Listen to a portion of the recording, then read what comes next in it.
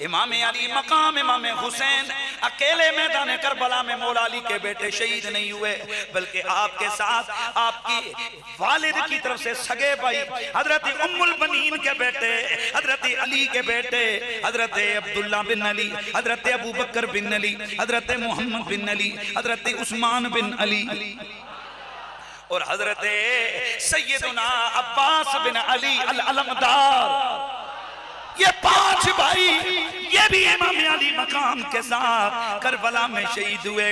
और हजरत गिरामी बहुत सारों को पता नहीं है कि ये हजरत अब्बास की वफा का क्या मामला है, हजरत अली के बाकी जो 4 बेटे हैं इनकी वफा क्या है। हजरत उम्मुल बनीन ये हजरत अली की बीवी हैं, हजरत हुसैन पाक की अम्मी हैं, तवज्जो आपकी सगी वालदा तो है ना हजरत फातिमा, ये भी इस लश्कर में इमाम अली मकाम के साथ थी। इस सफर में इस काफिले में हजरत उम्मुल बनीन का एक भतीजा भी था। जब शिमर लईन उधर से ये आया, इब्ने ज़ियाद का हुक्म लेके आया। इब्ने ज़ियाद ने से कहा था कि जा जल्दी जल्दी ये काम खत्म करवा। आते हुए इब्ने ज़ियाद से शिमर कहने लगा, ओए मेरे मामूज़ाद, ये जो उम्मुल बनीन है हजरत अली की बीवी, ये शिमर के रिश्ते में ये उनका मामूजात लगता है। कोई कहने लगे इब्ने ज़ियाद इस लश्कर में कुछ मेरे भी रिश्तेदार आ गए हैं, तो मैं चाहता हूं कि तू उनकी अमान लिख के दे दे, यानी ताकि हम उनको अमान दे सकें, उनको छोड़ दें और बाकियों के सर कलम कर दें।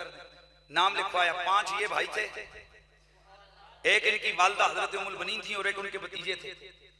इन 6 आदमियों के लिए, इन 7 आदमियों के लिए उसने अमान लिखवाया और अमान लिखवा कर इसने हजरत अब्बास रज़ी अल्लाह ताला अन्हु से मुलाकात के लिए पैगाम भेजा।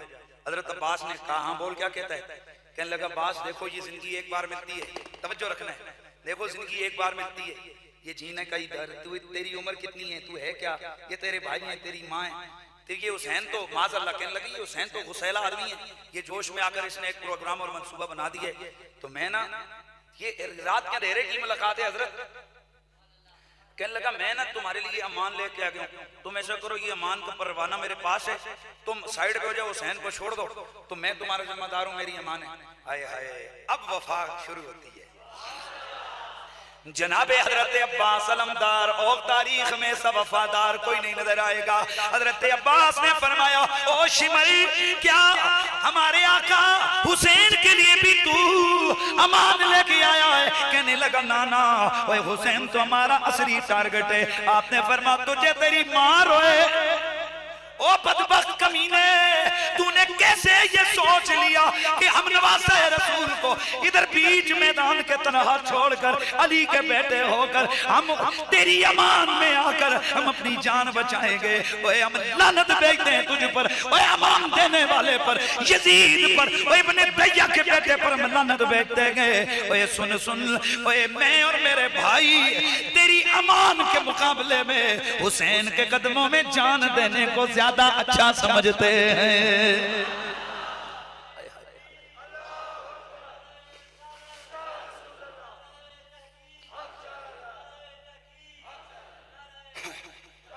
हज़रात गिरामी जरा तवज्जो फरमाइए। इमाम अली मकाम इमाम हुसैन अलैहिस्सलाम, इमाम अली मकाम इमाम हुसैन अलैहिस्सलाम के ये भाई हजरत अब्बास, और आज नाम लगता है अब्बास अलमदार, तो कईयों को ये बड़ी परेशानी शुरू हो जाती है, ओ जी ये अब्बास का नारा तो दूसरी कंपनी लगाती है। अरे ओ बदबख्त, क्या हुसैन दूसरों का है, हमारा नहीं है? हुसैन हमारे सर का ताज है, और जो हुसैन का वफादार है वो हमारी आंखों का तारा और हमारे सर का ताज है। कायनात में ऐसी वफा, वैसे तो वो शेर जो हजरत गाजी अब्बास हजरत गाजी मुमताज के लिए मैं पढ़ा करता हूँ, असल में वो नात का शेर है और वो गाजी अब्बास के लिए शायर ने लिखा था। वो जो मशहूर नात हम लोग पढ़ते हैं ना कि सरे झुकाए हुए चलते गए वफादार सभी,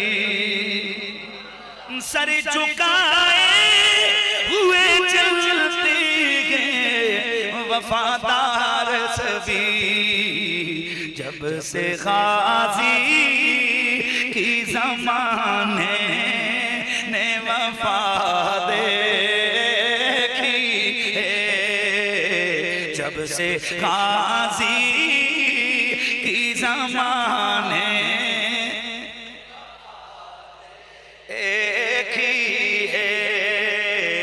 जब से गाजी की ज़माने।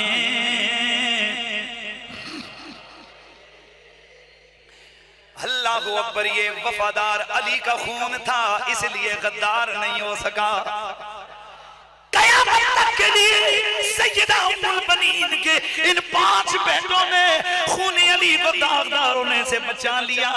क़यामत तक ये बता दिया, जिनकी रगों में हाशमी खून हो वहां गद्दारी नहीं, वहां वफादारी होती है। बुलंद आवाज से कहिए सुभान अल्लाह। अल्लाहु अकबर। मेरे दोस्तों, इसके बाद मैदान करबला के अंदर हजरत